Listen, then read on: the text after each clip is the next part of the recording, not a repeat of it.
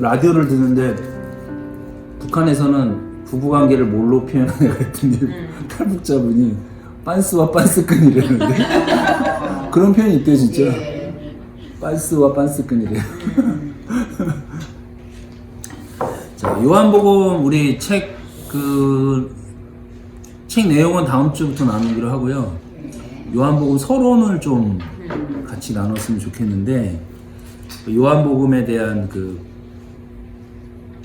배경, 사도 요한에 대한 배경, 제자들 중에 사도 요한이 가장 오래 살았다고 전해지죠. 뭐 반모섬에서 뭐 끓는 기름에 들어갔다가 왔는데 살아났고 막 이런 전승이 전해지고 있습니다. 자, 요한복음을 우리가 좀 묵직하게 다뤄야 되는데, 요한복음 하면 이제 뭐가 생각나죠?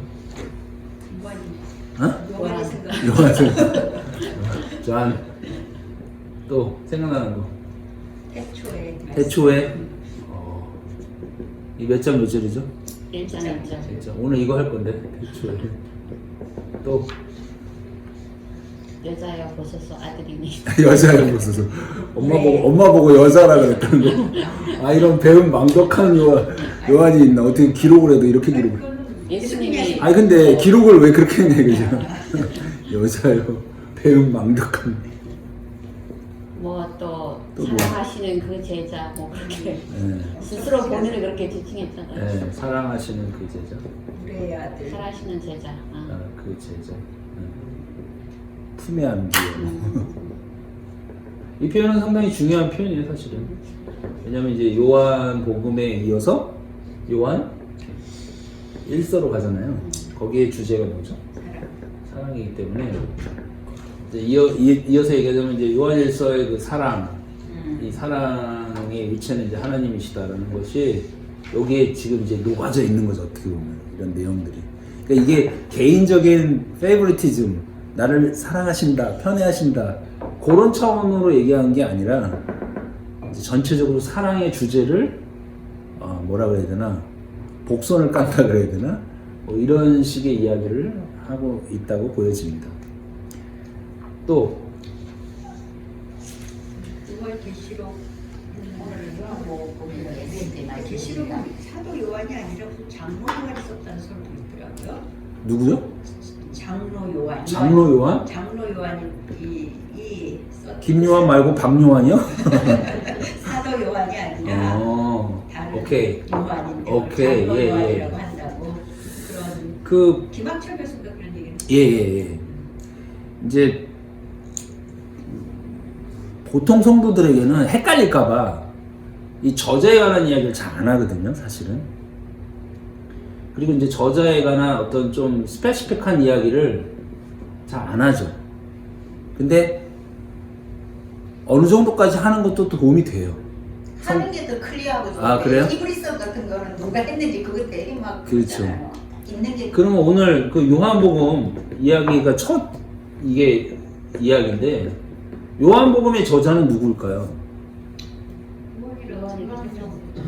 그렇게 알고 있잖아요. 그러니까 그것도 딴지를 걸어보셔야 되는 거죠. 왜냐하면 다른 설이 있거든요. 다른 소리 요한의 제자죠. 예. 아니 21장인가 이래 보면 예, 그렇죠. 말을 있잖아요. 그게 하나의 증거입니다. 이 일을 기록한 제자가 이 사람이라. 예. 그래 그 20장에서 책이 끝나버립니다. 뭐라고 끝나냐면 이 책을 기록한 목적은 기록함은 너희로 예수께서 하나님의 아들 그리스도이심을 유지하게 하며 너희 믿고 그 이름을 힘입어 생명을 얻게 하려 합니다. 예, 그게 30절, 31절이거든요. 여기서 책이 끝났어요, 사실은. 끝났는데 21장이 이어지죠. 그 아름다운 이야기, 해변가에 아침을 서브하시는 예수님의 이야기가 21장에서 이어지잖아요. 이게 끝났다는 거는 어떻게? 저도 그렇게 들었거든요. 그런데 어떻게? 그 뉘앙스가 이 책을 기록하지 않은 많은 표적도 많이 있으나 오직 이 책을 기록함은 했을 때 끝에 그렇게 예, 쓴 겁니까? 이게 이제 끝맺음의 말일 가능성이 높은 거죠. 그러니까 뭐든지 단정 지을 수는 없어요. 근데 끝맺음의 말을 했고 또 21장에 어떤 긴 맥락의 부활 후의 스토리가 이어지고 있잖아요. 그러니까 이제 신학자들이 보기에는 이게 이제 이렇게 별도의 책이었는데 붙임을 했다라고 보여지는 거죠. 만약에 그렇다면 이걸 누가 붙였을까라는 거예요. 자, 그 다음에 요한복음 1장을 볼까요? 6절 한번 볼래요? 오집사님 6절 한번 읽어보실래요? 저기요. 하나님께로부터 보내심을 받은 사람이 있으니 그의 이름은 요한이라. 누구예요 이때 요한은? 요한 세례 세례 요한이죠. 그리고 그가 증언하러 왔으니 곧 빛에 대하여 증언하고 모든 사람이 자기로 말미암아 믿게 하려 함이라. 그는 그 빛이 아니요 이 빛에 대해서 증언하러 온 자라 이렇게 되어 있죠. 그러면 6절부터 8절까지 누구에 관한 이야기죠? 세례 요한의 이야기입니다. 이 부분만 이렇게 드러내 보세요. 눈을 약간 백눈을 뜨고 이렇게 구조화 시켜 보라는 얘기죠. 그러니까 앞에 부분 1절부터 5절까지 빛에 관한 이야기죠. 예. 그리고 6절부터 8절을 이렇게 드러내 보세요. 그 다음에 9절을 읽어보세요. 참빛. 빛에 관한 이야기죠. 그러니까 5절하고 9절하고 이어지는 내용이죠. 그러면 6절부터 8절까지 내용이 관계가 있습니까? 없습니까?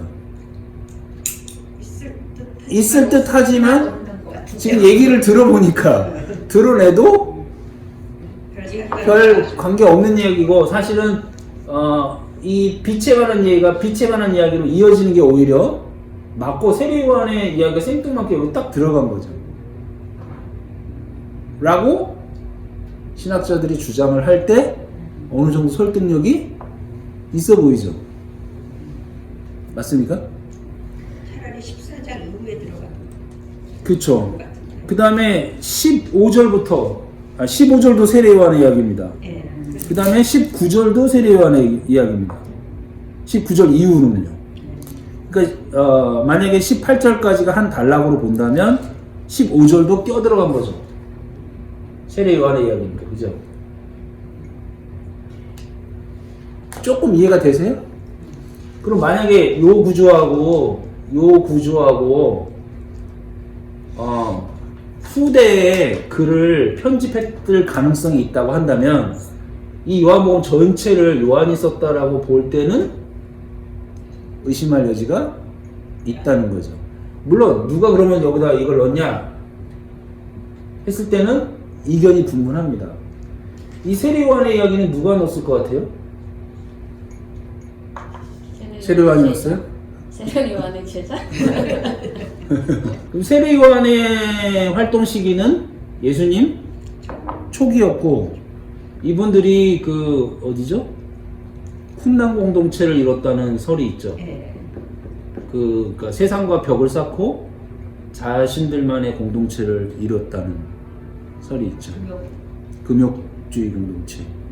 그래서 주기도문을 가르쳐 달라고 제자들이 예수님께 부탁할 때 요한은 이렇게 기도를 가르치는데 우리에게도 우리만의 기도, 우리 공동체만의 기도를 주시옵소서 그러잖아요.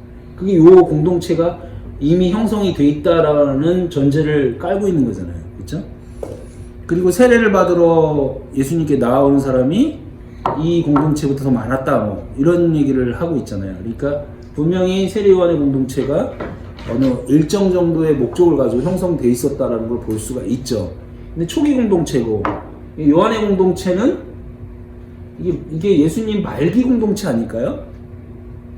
이제 시기적으로 봤을 때도 그죠? 말기 공동체라 그러면 이 공동체하고는 사뭇 느낌이 다른 공동체일 수 있겠다라는 거죠. 요한복음의 저자는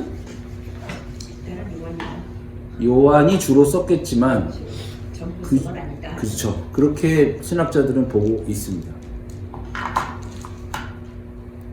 출애굽기와 출애굽기와 창세기 모세 오경이라고 알려진 모세 오경은 누가 썼죠? 그쵸. 모세가 다 썼다라고 우리가 그냥 알고 있잖아요. 더 자세하게 저자를 들어가지는 않잖아요. 근데 여기도 허점이 많이 보이잖아요. 그죠? 모세가 죽었느니라 해놓고 또 막 글이 나가니까 모세 공동체가 같이 썼지 않았는가. 뭐 이런 내용들이 있는 거죠.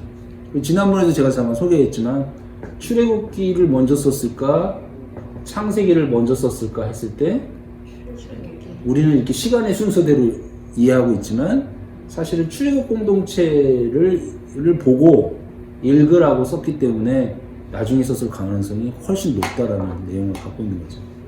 예를 들면 이런 겁니다. 그래서 요한복음의 저자는 요한으로 알고 있습니다. 요한으로 믿고 있습니다. 그렇지만 군데군데 요한의 맥락을 벗어나는 글들이 좀 있다. 자, 그리고 요한복음 하면은 우리가 또 7개를 빼놓을 수가 없죠. 그죠? 7개의 이적. 우리가 표적이라고 그러는데, 이적은 미라클이고, 그죠? 이건 세메이온이죠. 세메이온. 표적. 사인이죠, 사인. 이제 이건 실체가 있다는 거죠. 실체를 보라고 보여주는 표적인 거죠. 그죠? 그래서 7개의 이 실체가 나오게 되는데, 그 실체가 뭐죠? 나는 스테이먼트죠. 이게 이제 7개의 실체인 거죠. 예수님의 나는 뭐뭐다. 그래서 이제 우리 구목사님도 그런 설교를 많이 했지만 나는 나다 라는 스테이먼트죠. 근데 이걸 어디서부터 왔죠? 나는 나다? 그쵸. 여호와 하나님이 어디서? 신에서 응? 아니 모세하고 떨기나무 아래서 에고 에이미. 그쵸. 에고 에이미 그거 얘기하는 거죠. 여기서부터 나온 게 여기서 이어지는 거죠. 그죠? 나는 나다. 그래서 이 두 가지가 하나의 큰 묶음으로 요한복음은 제시를 하고 있다. 그 다음에 이제 시간의 순서를 파괴시킨 거죠. 성전 정화 사건이 맨 앞쪽으로 구성되어 있죠. 사실은 성전 정화 사건은 마지막에 있어야 되는 건데. 자, 요게 이제 그 요한복음을 이해하는 하나의 큰 툴일 수가 있고요. 자, 오늘은 이거를 한번 이제 로고스에 대해서 좀 얘기를 하고 그 다음에 이제 1장만 잠깐만 1절만 볼게요. 1절 로고스. 우리가 로고스라 그러면 말씀,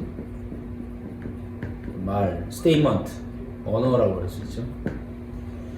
근데 이제 하나님을 우리 오늘 뉴스그룹에서도 그런 얘기를 나눴는데 이 하나님을 이해하려면 하나님은 이제 초월성을 갖고 있다는 거죠. 초월성. 신학적으로 초월성이라고 합니다.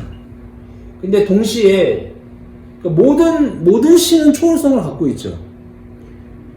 뭐 초월성이라 그러면 뭐 allone이라든지 모두 아시는 거. 그다음에 옴니 이렇게 쓰나? 옴니센스라고 그러나?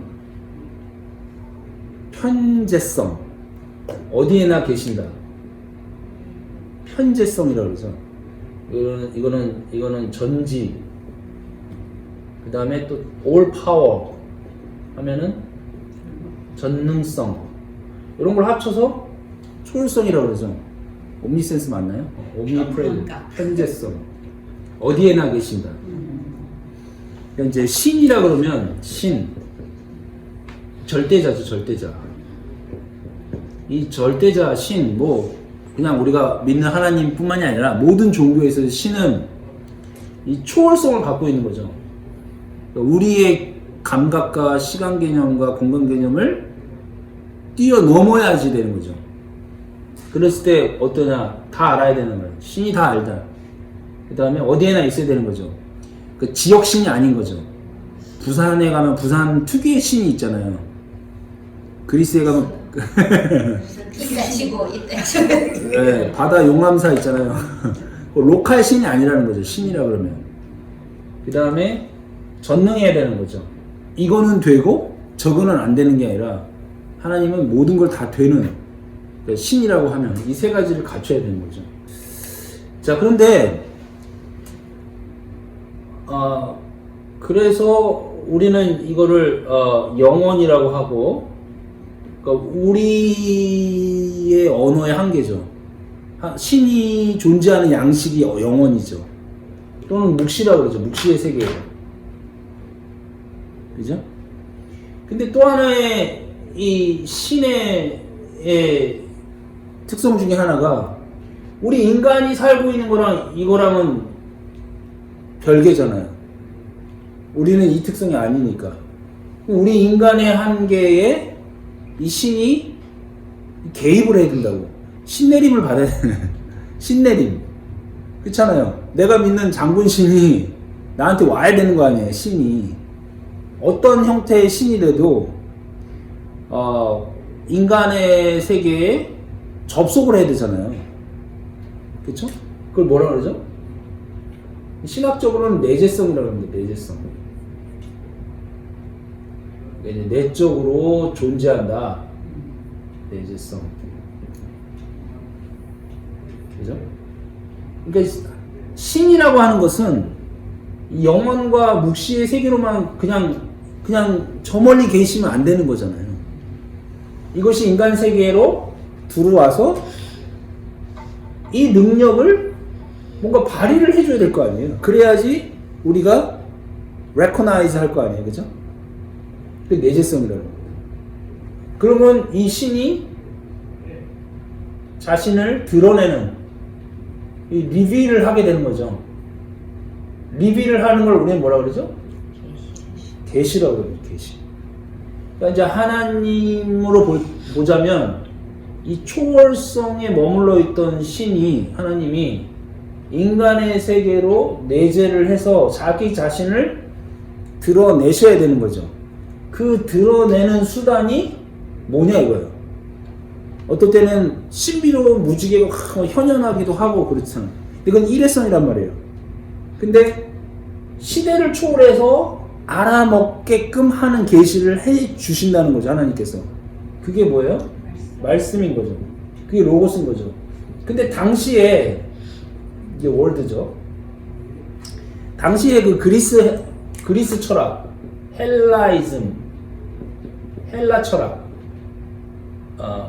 헬라 철학, 이 알아들을 수 있는 언어가 로고스라는 거죠. 얘네들은 그 논리적이고 철학적인 사변들을 많이 했기 때문에 이 로고스를 너무 친숙하게 알고 있었다는 거죠. 로고 또는 레고, 우리 애들 갖고 노는 레고 있죠? 이게 어원인데 이 말, 사변 이런 뜻이거든요. 그러니까 이 로고스를 통해서 말하자면 접속을 해야 되는 거죠. 인간 세계에. 그러니까 당시에 알아들을 수 있는 가장 흔하고 보편적이고 가장 상위적인 철학의 언어가 로고스라는 거예요. 이거를 가지고 하나님께서 말씀하신다는 거죠.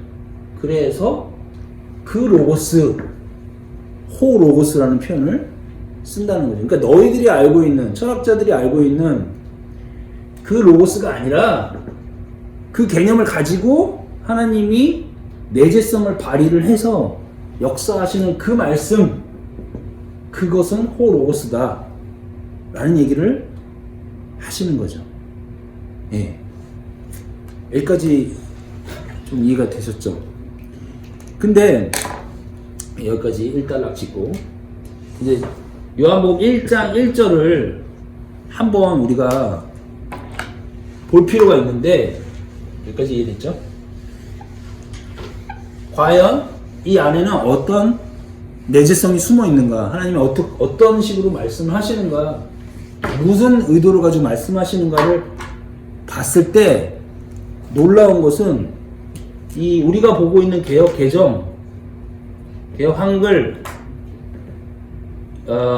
캐톨릭이랑 같이 한 게 뭐죠? 공동 번역, 최근에 나온 거, 새 한글, 새 번역, 이런 것들 하고, 이 요한복음 1장 1절에 헬라어죠, 헬라어.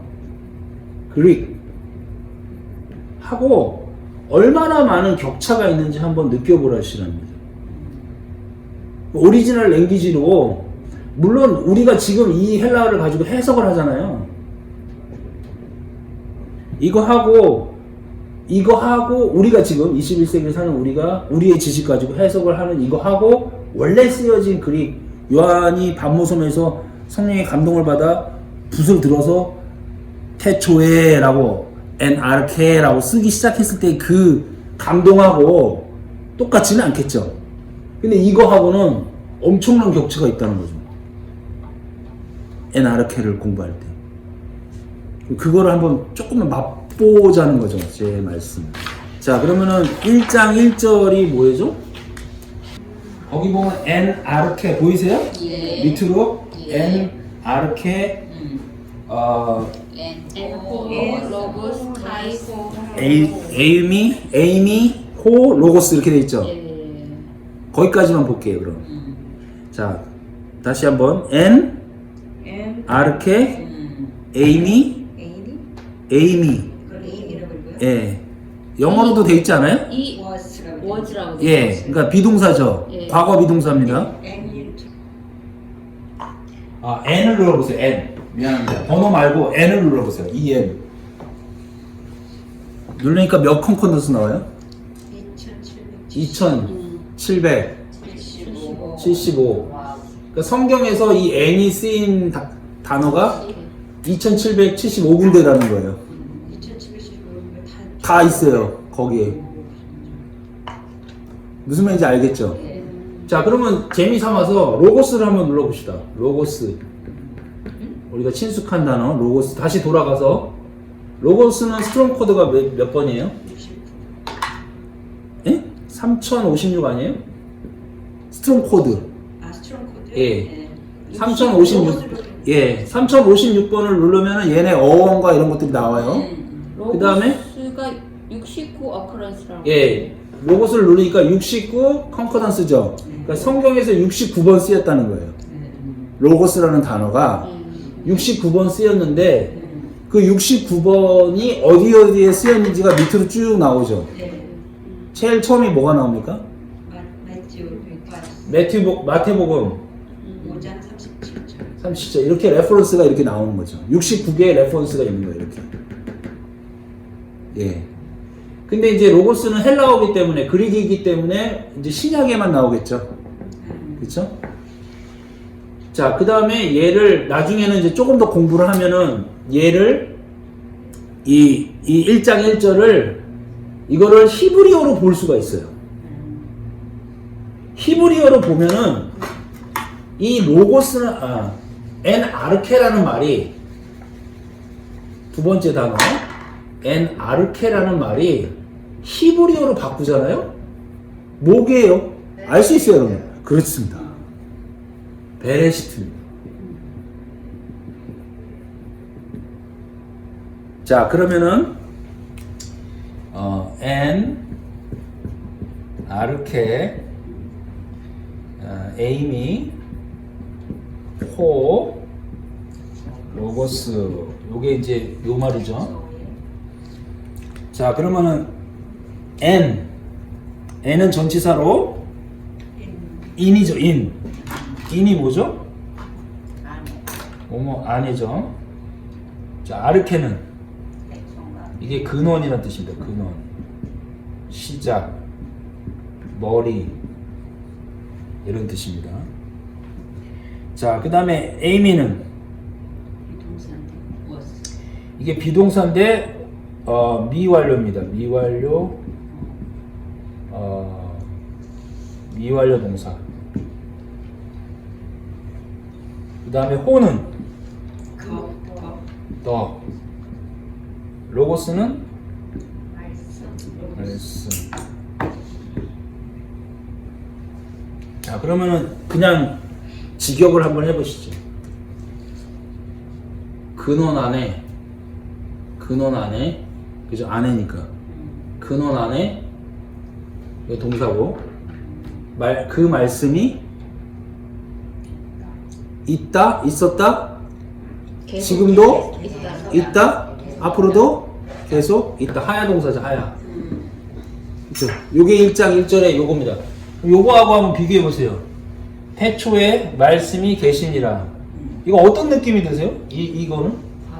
과거의 느낌이 들죠. 옛날에 언젠지 모르겠지만 태초에 하나님께서 어떻게 말씀을 쭉 하셨어. 그게 있었어. 이런 느낌이 들지 않아요? 그쵸? 이 격차를 느껴보시라고. 이거랑 에나르케를 느껴보시라고.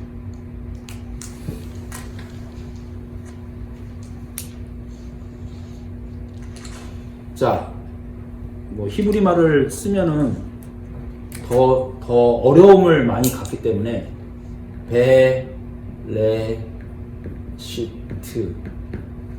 베레시트를 한번 볼까요?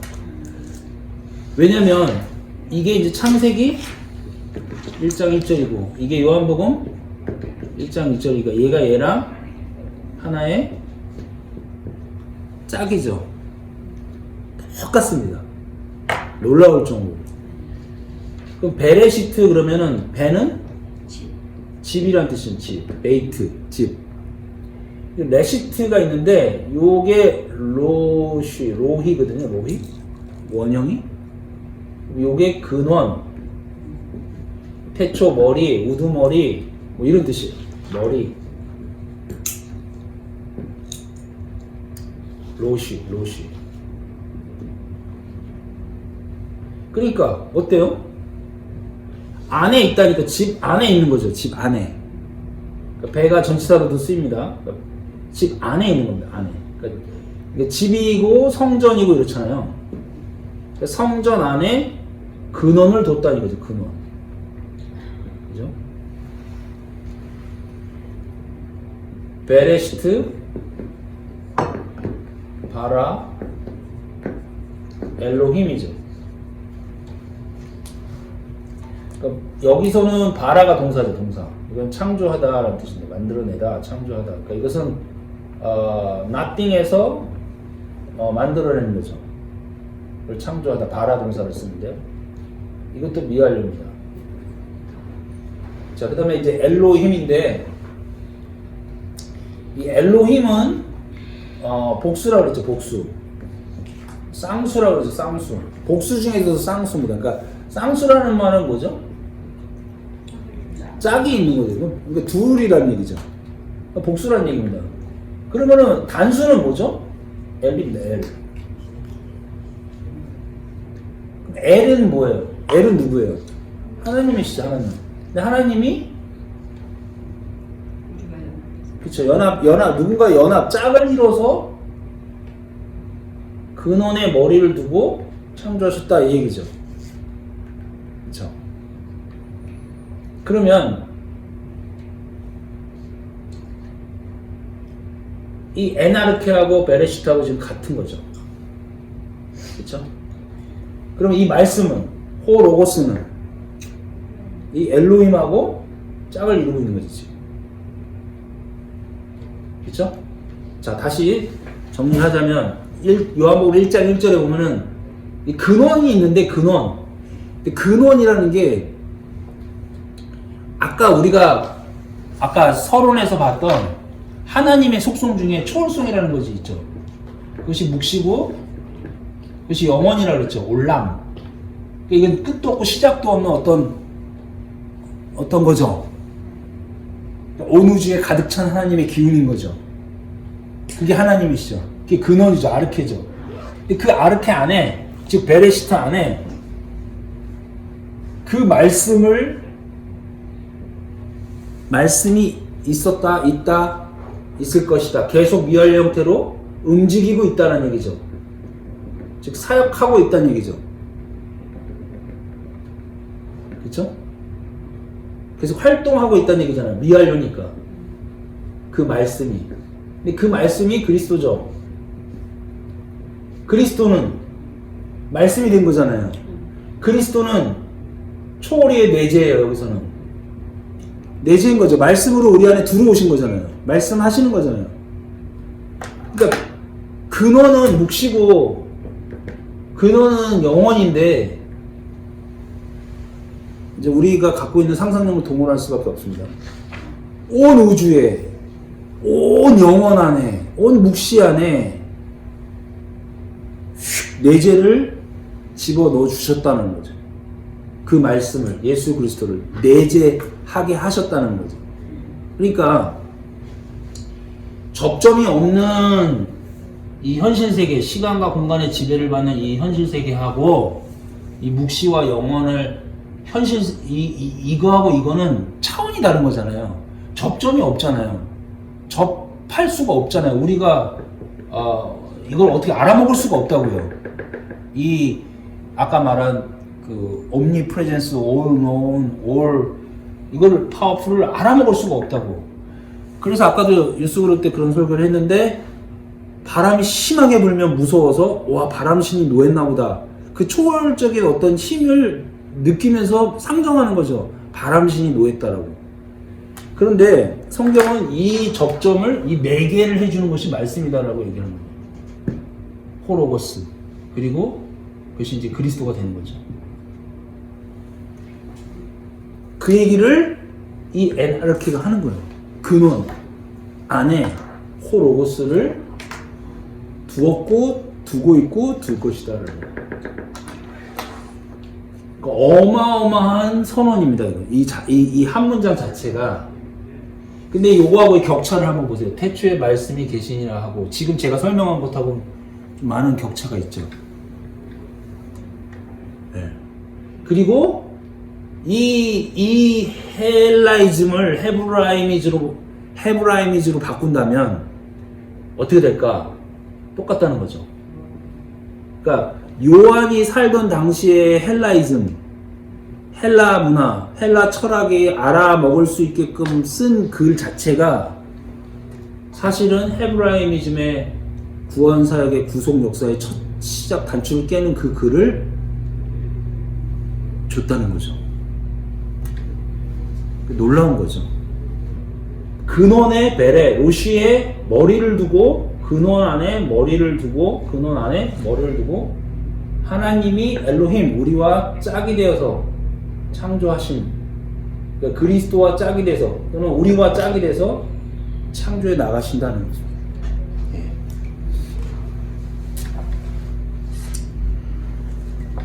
저도 뭐 다 이해는 못합니다. 이 한 절이 얼마나 깊이가 있는지. 어쨌든 히브리어로 된 구절이나 헬라어로 된 구절이나 어쨌든 동일하다는. 굉장히, 네. 똑같다는 거죠. 왜냐면 엔아르케하고 베레시트하고 똑같다는 거죠 지금. 근데 더 놀라운 것은 이거를 호로고스라는 단어를 써서 그 당시에 헬라 문화, 헬라이즘에 젖어있던 사람들에게 충분히 이해가 가끔 썼던 글이라는 거죠. 예. 베레시트를 이제 설명을 했죠. 3번, 4번. 에임이 미완료 계속 움직이고 일하시며 나아간다. 아버지와 아들. 아버지가 일하시니 나도 일하신다. 아버지와 나는 하나다. 임마누엘. 근원 안에 호 로고스가 쉬지 않고 움직이고 있다라는 글인 거죠.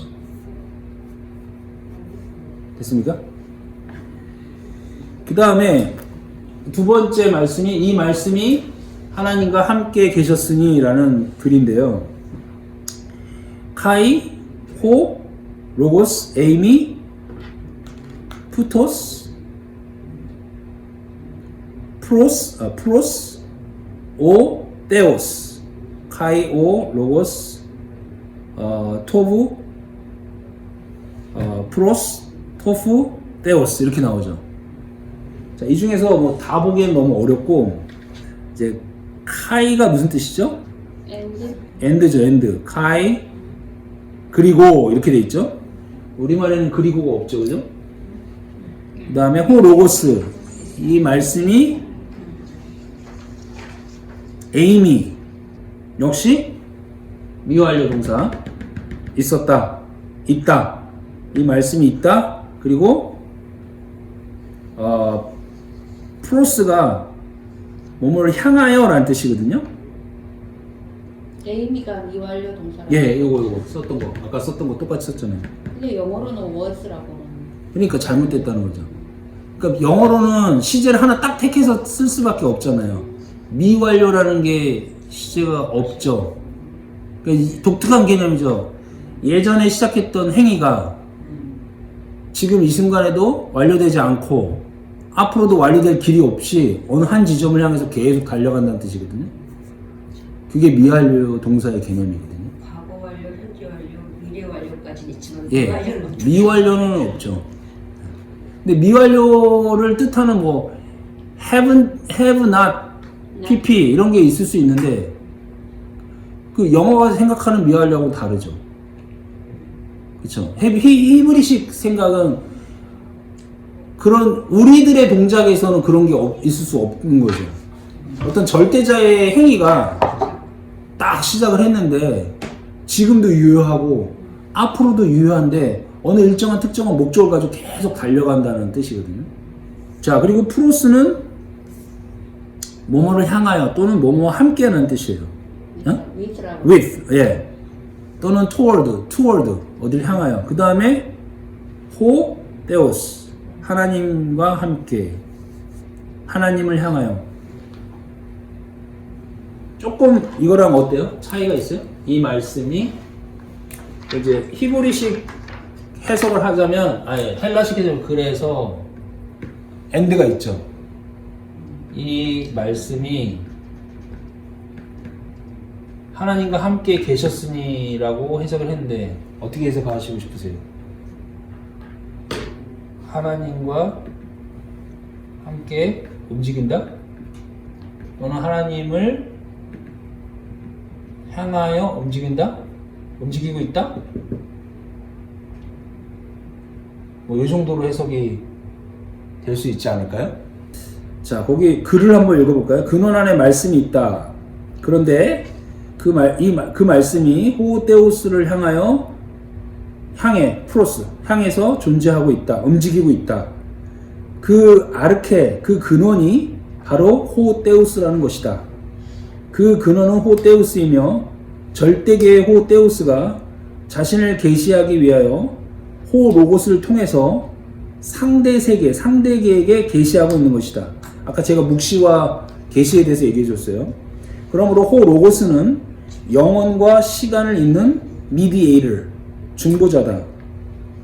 그죠? 로시, 절대계, 말씀, 호로고스는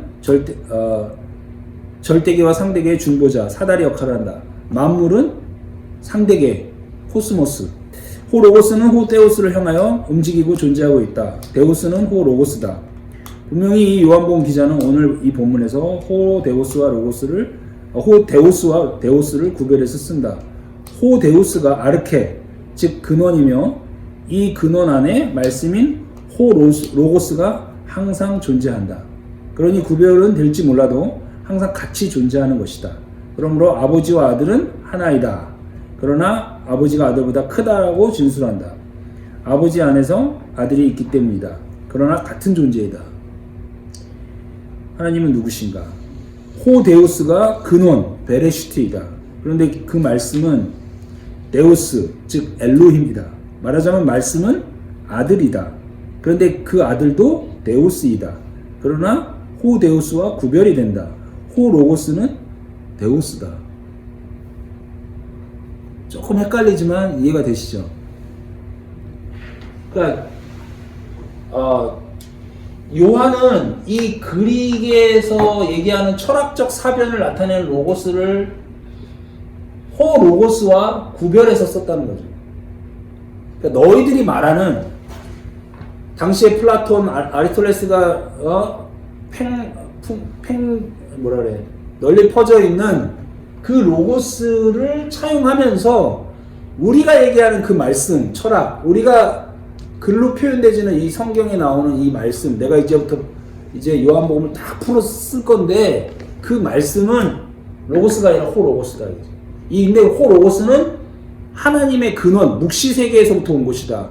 묵시세계 안에 있었다. 묵시세계 안에서 움직이고 있었다. 그런데 이제 계시의 세계로 들어온다. 그래서 어떤 형태로 들어오냐? 말씀의 형태로 들어오는데 너희들 철학이 말하는 그 로고스 말씀 세계하고는 다르다. 호로고스다 라고 얘기하는 거예요. 지금. 내친 김에 요거 세 번째 구절도 해볼까요? 근데 여기 제가 안 실어놨는데 그 앱으로 한번 보실래요? 우집사님 세 번째 구절 있죠? 이 말씀은 곧 하나님이시라. 그거를 헬라어로 뭐라고 되어 있죠? 데오스 잠깐만요. 데오스 에이미 호로고스. 간단합니다. 로고스 간단한데 예 보세요.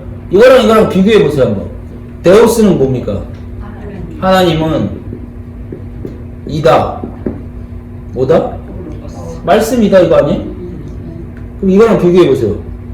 이 말씀은 곧 하나님이시다 하고 이거하고 어때요?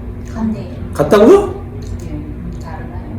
하나님이 바뀌었잖아요. 네, 말씀이 하나님. 이게 이렇게 바뀌었잖아요. 이렇게 하나님은 말씀이시다라는 뜻이에요. 물론 의미적으로는 맞게 보이죠. 근데 왜 이걸 바꿔놨냐 이거예요. 이 말씀은 하나님이시다 하고 하나님은 이 말씀이시다 존재한다 이 말씀 안에 계시다 하고는 다르잖아요. 데우스가 더 중요. 말씀하시기 위해서 데우스를 먼저 쓴가? 아니 이게 원어고요. 그러니까. 이걸 번역본인데 이걸 강조하기 위해서 이렇게 썼다. 아니 데우스 에미 호로고스. 예. 그러니까 그쵸. 예. 하나님은 말씀이시다. 그러니까 하나님을 강조하기 위해서 이렇게 쓴 거죠. 근데 이렇게 바꾸는 거죠. 사실. 이 말씀은 곧 하나님이시다. 어떤 차이가 조금 느껴지지 않으세요? 아까 저기 사모님이 얘기한 데오스를 강조하기 위해서라면 데오스를 강조한다면 뭘 강조하는 겁니까? 이 근원, 묵시 이거를 먼저 내세운 거잖아요. 그죠? 그것이 말씀이 됐다. 말씀이다라는 얘기잖아요. 여기서는 이 말씀은 곧 하나님이시다. 이게 동격이다. 이렇게 돼 있는 거잖아요. 자, 이게 결론적으로는 동격이지만 이 요한의 그릭에서 나오는 이야기는 묵시의 세계가 있고 계시의 세계가 있는데 이것을 이렇게 이어주는 사다리가 말씀이다 이라는 얘기를 하고 싶은 거잖아요. 지금 물론 같지만 이 묵시의 세계의 데우스하고 호 로고스하고 결국에는 그리스도 예수인데 그리스도 예수가 데우스잖아요. 같잖아요. 같지만 이걸 이어주는 사다리 역할을 하고 묵시의 세계에서 계시의 세계로 넘어오는 그 역할을 하는 게 로고스다라는 걸 얘기해주고 싶은 거잖아요. 근데 여기는 그냥 이 말씀은 곧 하나님이다 이렇게 동격으로 그냥 딱 나와버리잖아요. 근데 여기 아까 NRK 에이미 호 로고스는 이 묵시 세계가 이렇게 있는데 그 안에 호 로고스가 움직이고 있다라는 걸 얘기하고 있는 거잖아요. 그렇죠?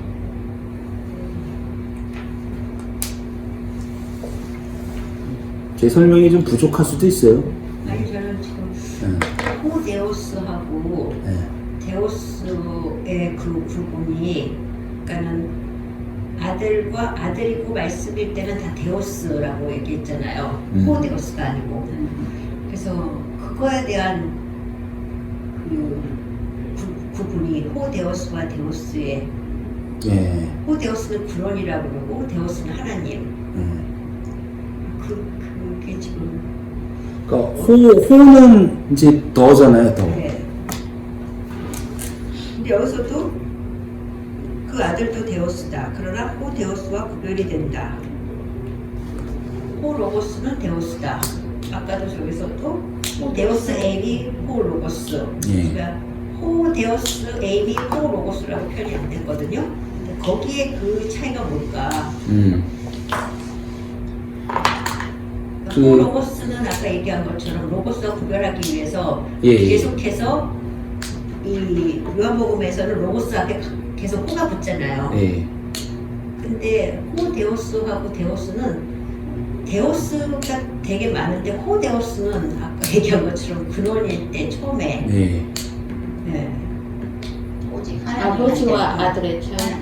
아니요 아버지가 곧 아들이고 데오스가 곧 로고스라고 그랬거든요. 아니, 로고스. 아버지가 호 데오스, 아들이 데오스. 아들이 왜냐면 말씀이 데오스라는 거 우리도 예수 그리스도를 알자면 우리도 말씀들이 우리도 데오스가 된다 그랬으니까 호 데오스가 근원인 거죠. 그래서 근원이 호 호 데오스가 데오스는 이제 근원인데 호 데오스가 근원인 보통 우리가 얘기하는 아버지 하나님 아버지일 때는 데오스라고 많이 써요. 잘은 모르지만 그래서 제가 그때 목사님이 하실 때도 내 생각엔 저게 하나님이니까 호 데오스일 것 같은데 목사님께서 데오스라고 그랬었어요. 그래서 이게 그럼 어때 호 데오스를 쓰는 걸까? 일반적으로 어떨 때? 우리가 얘기하고 있을 때는 데오스를 써 있다고. 네. 이 부분 조금 연구가 필요할 것 같아요. 제가 이해하는 바로는 우리 인간이 이 하나님이라는 절대자의 존재를 이제 모르잖아요. 막연하게 그 묵시의 세계, 영혼의 세계를 관장하고 있고 살고 있는 이 절대자 어떤 막연한 힘 이럴 때 이 근원을 나타낼 때는 호데우스를 쓰는 것 같아요. 예. 근데 이 하나님께서 이제 창조 사역을 시작하시고 또 구원 사역을 시작하시고 또 이렇게 이제 여기 창세기 1장 1절부터 이렇게 계시하기 시작할 때는 예, 로고스의 형태를 데오스의 형태를 얘기하면서 호 로고스를 보내시는 것 같아요. 왜냐하면 만약에 호 데오스라는 거는 얘기했던 거라면은 묵시와 영혼의 세계 안에 있을 때 존재고 이미 내재성을 가지고 있는 하나님이 될 때는 데오스니까. 그렇게 저도 이해를 하고 있는데 조금 더 연구를 해볼 필요는 있는 것 같아요. 어쨌든 개념 자체는 좀 이해가 되시죠? 그래서 이 요한은 우리가 되게 쉽게 읽고 되게 스윗하게 읽을 가능성이 높지만 사실은 이 안에는 굉장한 철학이 들어있고 굉장한 뭐라 그래야 되나 신인식이 들어있다 그래야 되나? 쉽게 깨달을 수 있는 책은 아닌 것 같아요. 근데 많은 사람들이 성경 읽을 때 요한복음 읽으라고 그러잖아요. 그쵸. 되게 쉽게 접근할 수 있다고 생각해서. 근데 사실은 지금 이제 좋은 말씀을 주셨는데 이 요한복음 1장 1절에 이 세 구절 있잖아요. 이것만 잘 이해해도요. 이 창세기 1장 1절을 잘 이해하는 것만큼의 가치가 똑같이 있는 것 같아요. 같은 거니까. 근데 묘하게도 창세기의 저자를 모세로 봤을 때 완전히 헤브라임이즘이거든요. 그쵸? 완전히 히브리인이고, 히브리즘이고, 헤브라임이즘이죠, 그게. 아니죠. 왜? 헤브라임. 헤브라임이 히브리즘이죠. 그러니까 완전히 그 언어나 그 사고방식이나 그 상징 체계나 이런 것들이 다 히브리적이란 말이에요. 그쵸? 그러니까 이 문법 순서도 지금 안 맞잖아요. 엘로힘이 주어고 이 앞에 와야 되고 바라가 동사고 베레시트는 근데 잠깐만 모세 출생 배경이 물론 그 히브리 여인에서 태어나긴 했지만 모세가 40년을 이집트에서 자랐기 때문에 100%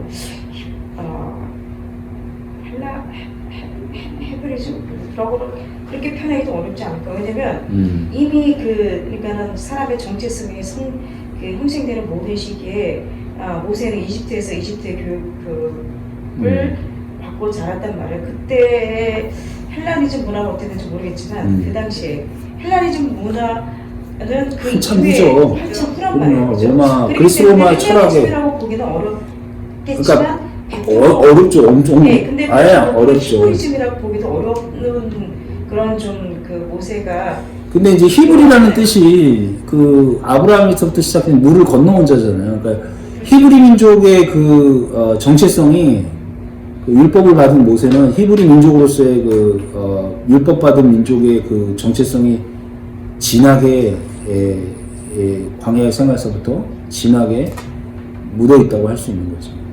그러니까 이제 시작이겠죠. 예, 그러니까 우리가 모세오경이라 그러면 창세기, 출애굽기, 레위기, 민수기, 신명기잖아요. 그런 배경하고 그 시대적으로는 한 몇 년 차이 날까? 요한하고 한 3,500년? 모세하고 예. 그 정도는 아닐 거고 모세가 BC 1500? 1500년? 더 되죠. 그렇게 돼 있는데 아니요, 그 정도 그렇게 오래되지 않아요. 그 왜냐면 정도야. BC 1500이에요. 1500하고 요한이 그렇지. 다윗이 1000 아니에요? 다윗이 1000이고 네. 다윗이 1000, 모세가 1500? 1500이에요? 네, 그러면은 그 1500년 정도겠네요. 예, 1500년경. 뭐 시간적으로는 이렇게 떨어져 있고 문화적으로는 이제 그리스, 로마, 헬라 철학이 융성할 때이니까 이 요한이 밤오섬에 포로로 잡혀서 이 글을 쓸 당시에 그러니까 로마의 박해를 받으면서 로마 철학이 융성했던 그 당시를 대변하면서 이 말씀을 창세기의 이 언어로 그릭 언어로 썼다는 것은 놀라운 거죠. 그러면 이스라엘 역사가 그렇게 깊지는 않네요, 그렇죠? 출애굽 출애굽기가 지금으로부터 3,500년 전이구나, 그렇죠? 지금처럼 네, 맞아. 이스라엘의 제가 역사가 헷갈렸어. 사사기도 한 4,500년 정도 잡지 않나? 그러면 이스라엘 역사 이렇게 깊지가 않네. 굉장히 얼마 못 봤네. 그럼 뭐 좀 야곱 그러니까 굉장히 오래 갔을 것 같은데. 된다고 해야 되나? 그럼 아브라함부터라고 시작하면 한 4000년? 그렇죠. 지금으로부터. 4000? 네. 이제 왕국이 시작된 거는 그죠? 유대 이스라엘 왕국이 다윗부터니까. 다윗부터니까. 네. 3000년. 자, 그렇다면 우리가 태초에 하나만 더요. 태초에 말씀이 계시다 할 때 이 태초라는 말을 우리가 선택을 했잖아요. 우리말로. 그러면 어떤 느낌이 드세요? 태초라는 말을. 초는 시작이고죠. 태는 클테. 클테예요? Very beginning. very beginning, very beginning, in the beginning. 그러니까 뭔가가 요이 땅, 시작. 요이 땅 하는 어떤 시간의 시작을 추정하죠 우리가. 그 뉘앙스가 강하지 않아요? 근데 어때요? 아르케나, 에나르케나, 베레시트에는 근원이니까. 근원이잖아요. 근본, 머리. 이거하고는 사실은 큰 오해를 갖고 오는 단어죠. 즉 우주 창조, 시간의 시작, 천지 창조가 이제 시작됐다 라는 오해를 갖고 오기 딱 좋은 단어 선택이었다. 사실은 근원에, 근본에, 뭐 머리에, 뭐 성전에 이렇게 했으면 더 큰 오해가 됐으려나? 어쨌든 태초라는 말은 좀 마음에 안 든다. 이 해석을 봤을 때 엔아르케랑 베레시트를 봤을 때는 사실은 뭐 적당한 우리말이 떠오르지는 않지만 근원, 이 근원이라는 말이 왜 중요하냐면요, 이 헬라 철학에서 근원을 어떤 사람은 물이 모든 물질 세계의 근원이다, 또 불이 근원이다, 또 뭐 있어요? 없어요? 그 땅이 땅? 네 가지가를 받는 것 같은데. 네. 그래서 이렇게 봤잖아요. 그 중에서 헤라크라이토스 사람이 불로 봤거든요. 그럼 지금 여기 요한복음은 물질의 모든 것의 근원은 뭘로 보는 거죠? 빛으로 보는 거죠. 빛. 그리고 그 빛이 말씀이고 그 빛이 그리스도다라고 보는 거죠. 그러니까 이 근원에 대한 이야기를 왜 하는지를 이 헬라 철학이 융성한 그 사회에게 화두를 확 던지는 거죠. 너네 파는 물이라고 생각해? 너네 파는 불이라고 생각해? 너네 파는 뭐 흙이라고 생각해? 아니야. 근원은 그리스도야. 그리스도는 말씀이 호로고스고 그럼 빛이야. 물리학하고 같아요. 네? 물리학에서도 그렇게 얘기하더라고요. 세상과 우주. 물리학. 물리학. 세상과 우주의 시작은 빛으로부터 시작했다고. 물리학에서. 네. 근데 걔네들은 물질적인 빛을 얘기하는 거잖아요. 근데 그 빛이 어디서 나온지는 모르겠다 이거 아니에요. 근데 우리가 생각하는 빛은 물질적인 빛이 아니고 그리스도를 나타내는 말씀을 얘기하는 거잖아요. 그치? 근데 그렇지만 그 창세기 1장에 처음에 그렇게 나오잖아요. 하나님 처음에 빛이 있으라. 그러셨는데 그건 태양은 아니었잖아요. 아니죠. 아니잖아요. 예. 태양은 넷째 날이었으니까. 그렇죠. 그러니까 이런 배경도 들어있는 거죠. 태초를 우리가 한번 묵상해 봤을 때. 예.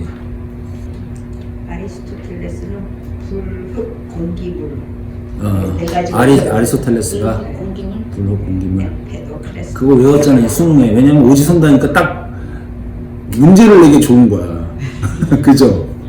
자, 마무리 좀 짓겠습니다. 오늘 여기서 조금 더 깊이 들어갈 필요가 조금 있어요, 사실은. 왜냐면 이 베레시트를 더 묵상을 해보고, 또 근원을 묵상을 해보고, 이 호로고스를 묵상을 더 해보고, 엘로힘을 묵상을 더 해보면, 이 묵시 세계와 계시 세계를 이어주는 그 예수 그리스도를 느끼면서도 거기에 나는 어딨냐 이거죠. 나는 당연히 계시 세계에서 계시를 그러니까 하나님의 드러남을 은혜로 받은 거죠. 그러면서 그리스도가 이 말씀이 돼서 오신 그리스도를 보고 우리를 보고 말씀드리라고 얘기를 하잖아요. 그렇죠? 그 신비가 들어있는 거죠, 이 안에는. 그래서 계시록 19장에 혼인잔치에 초대를 받은 사람은 복이 있도다. 그 사람들은 이들은 말씀드리니라 이렇게 돼 있거든요. 여기 말고도 마태복음 13장인가요? 우리를 보고 뭐라 그래요? 신들이다 하면 엘로힘이거든요, 이게. 집에 가서 찾아보세요. 그 말씀이 그 히브리 말로 뭔가 엘로힘 요거를 쓰고 있는 거거든요. 근데 그 신들이라고 얘기한 부분이 시편 86편을 인용한 거래요, 예수님께서. 이게 시편은 누가의 글이냐면 다윗의 글이거든요. 86편이 6편인가 그럴 거야. 근데 이 다윗의 이 말씀을 받은 자들은 신들이라는 이런 신 인식을 한 거죠. 그리고 자기 인식을 한 거죠.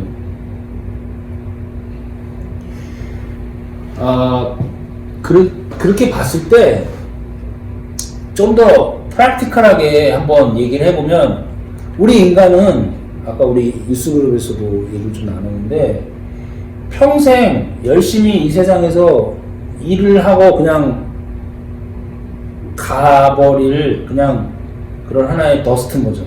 더스트. 아담이죠. 아담아. 티끌인 거죠.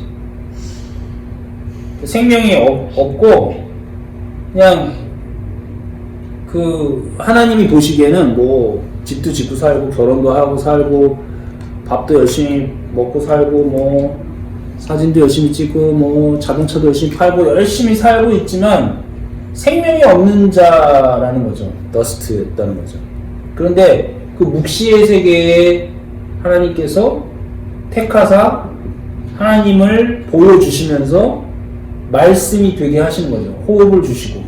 그러니까 호흡, 하나님의 호흡을 주시는 것이 곧 말씀을 가진 자다는 거죠. 그걸 해라 그러죠, 해. 그 히브리 말로. 루아흐. 그 호흡을 가진 자가 말씀이 되는 거죠. 근데 그 호흡을 가진 자는 그리스도를 아는 거죠. 그리스도께서 행하신 그 사역을 아시는 거, 아는 거죠. 깨닫는 거죠. 그것이 은혜고 그것이 구원인 거죠. 그래서 그 말씀 가진 자로 살아가는 거죠.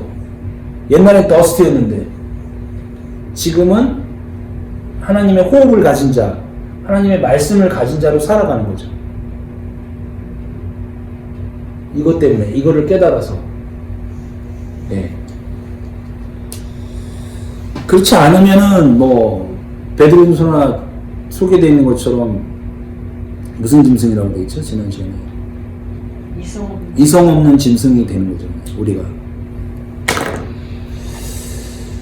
자, 오늘 여기까지 하죠. 오늘 호로고스, 뭐 엔아르케, 중요한 개념들.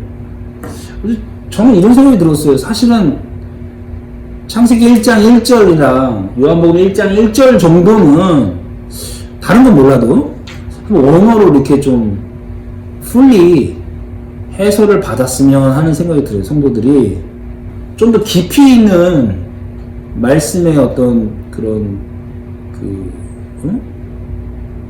진미를 좀 느끼는 이런 시도도 좀 있으면 좋겠다 이런 생각이 좀 들더라고요. 여기까지 할까요? 기도하겠습니다. 하나님 아버지 감사합니다. 알아먹을 수도 없고 볼 수도 없고 깨달을 수도 없는 우리였지만 말씀으로 계시하시고 그리스도로 계시하사 우리가 아들이 된 것을 말씀이 된 것을 깨닫게 하시고 호흡하게 하시니 감사합니다. 이 말씀을 흘려보내는 자로 살게 하시고 풍성한 말씀 가운데 진리를 아는 자로 곱게 서게 주님 도와주시옵소서. 이 귀한 공동체를 주시니 감사하며 예수님의 이름으로 기도합니다. 아멘.